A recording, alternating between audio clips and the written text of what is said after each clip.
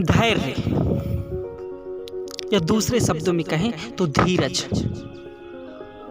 Patience क्या होता है समझते हैं। धैर्य का मतलब है जनाब कठिन समय में व्यक्ति के सहन करने की क्षमता। कठिन से कठिन दौर में विपरीत से विपरीत परिस्थितियों में आपके सहन करने की क्षमता का नाम धैर्य है। ये धैर्य उस इंसान को क्रोध, खीज, चिढ़, ईर्ष्या, जलन जैसी बुरी वृत्तियों से बचाता है और उसे शांत, शील और विनम्र बनाए रखता है। धैर्य व्यक्ति के मन की स्थिरता और शांति का नाम होता है। क्या होता है सर? कभी कभार ऐसा समय होता है कि चीजें आपके हिसाब से नहीं हो रही थी, सब कुछ उल्टा ही हो रहा होता है।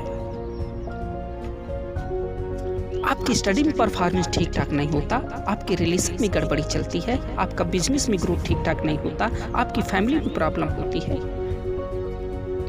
तो ये बुरे हालात हैं और इन हालात में यदि कोई आपका सच्चा मित्र है तो वो है आपका धैर्य। और ये धैर्य तब तक आपका साथ नहीं छोड़ता जब तक आप उसकी उंगली नहीं छोड़ देते।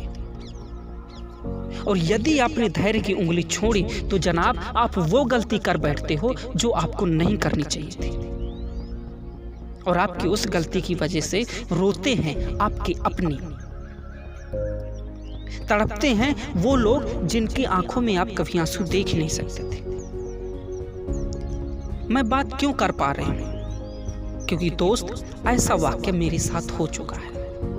मैंने भी कभी धैर्य का साथ छोड़ दिया था और जो उसकी वजह से मेरे अपनों ने महसूस किया, जो दर्द उनकी आंखों में झलक रहा था, जो डर उनको अंदर से तोड़ रहा था, वो सब मैंने महसूस किया, वो सब मैंने देखा।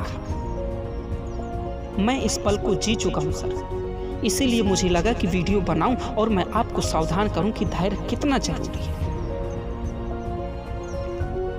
क्या होता है कि चीजें आपके हिसाब से नहीं होती हैं, सफलता आपको जब मिलनी चाहिए तब नहीं मिलती है, टाइम लग जाता है, आपको समय नहीं मिलता है, आपके दोस्त आपका ताना मारते हैं, दुनिया गाली देती है, लोग आपको पागल कहते हैं, लोग आपका विरोध करते हैं, अपने आप को मना करने लगते हैं। उस समय आपको जरूरत है धैर्य रखने की।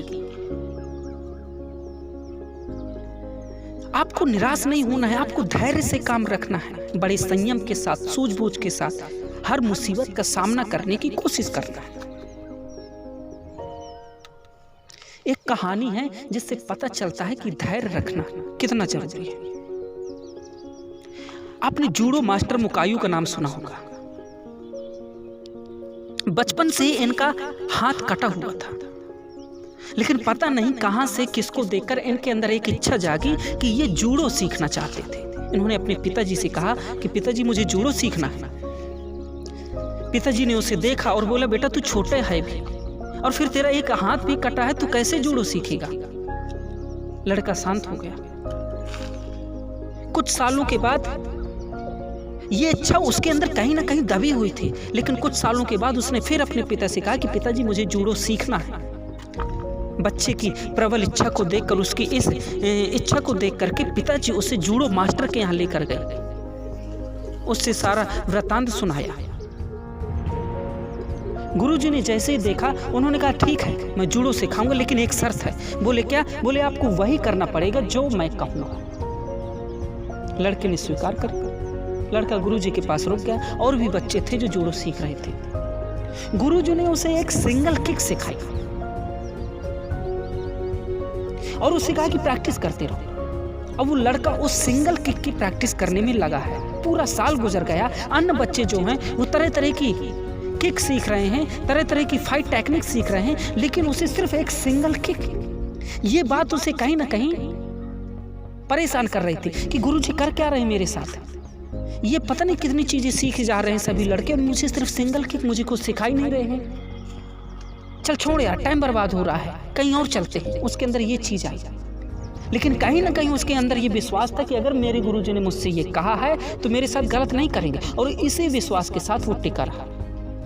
उसी सिंगल किक की प्रैक्टिस वो दूसरे साल भी करता रहा, तीसरे साल भी करता रहा।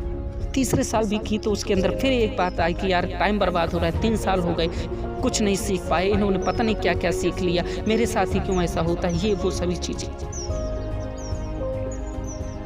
लेकिन उसे फिर ये बात आई उसके माइंड में कि मेरे गुरुजी ने कहा है तो उसे मुझे विश्वास है मेरे साथ गलत नहीं करेंगे। चौथा साल भी गुजर गया, वो सिंगल किक की ही प्रैक्टिस करता रहा। 4 साल पूरे होने के बाद मास्टर ने बच्चों को बुलाया कि आपकी शिक्षा पूरी हुई, अब बारी है आपकी परीक्षा लेने की, आपका इम्तहान लेने का। राउंड बाई राउंड प्रतियोगिता शुरू हो गई, सभी बच्चों ने प्रतिभाग लिया।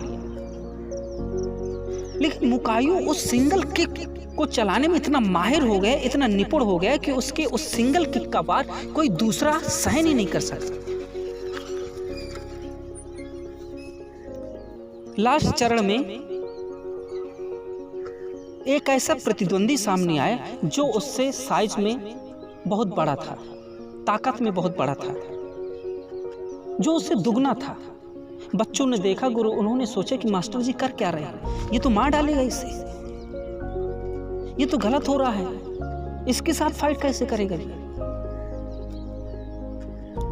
और जो प्रतिद्वंदी था उसे भी यही लगा कि ये मुझसे क्या लड़ेगा, और ये सोचकर वो जो सिक्योरिटी सूट पहना हुए था उसने उसे खोल कर रख दिया। फाइट करने के लिए आगे बढ़ा, और जैसे ही आगे बढ़ा मुकायू ने अपने उस सिंगल किक से ही उस सामने वाले को परास्त कर दिया।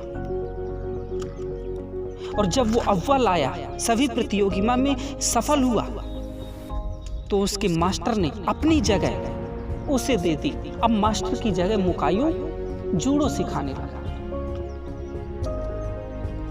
कहानी का तात्पर्य क्या है? कहानी का तात्पर्य ये है कि यदि ये सोचकर कि गुरुजी मुझे कुछ नहीं सिखा रहे हैं, सिंगल किक ही सिखाई है, ये बच्चे कितनी सारी किकें सीख चुके हैं, कितनी सारी फाइट टेक्निक सीख चुकी हैं, इनको सब कुछ सिखाया जा रहा है, मुझे 4 साल हो गया, मेरा टाइम बर्बाद हो गया, मुझे दूसरा कर, अगर ये सब सोचकर वो छोड़ देता, क्विट कर देता, तो क्या होता? वो जूडो मास्टर नहीं बनता। ऐसा आपके साथ भी हो सकता है। तो दोस्त, धैर्य रखने की जरूरत है, और धैर्य रखना आपके बस में है, कभी निराश मत होइए। तो ये तो मैंने बात की धैर्य की। अगला वीडियो मैं लेकर आऊंगा धैर्य कैसे रखें, उस पर कुछ पॉइंट डिस्कस करेंगे। जब तक के लिए मुझे विदा दीजिए।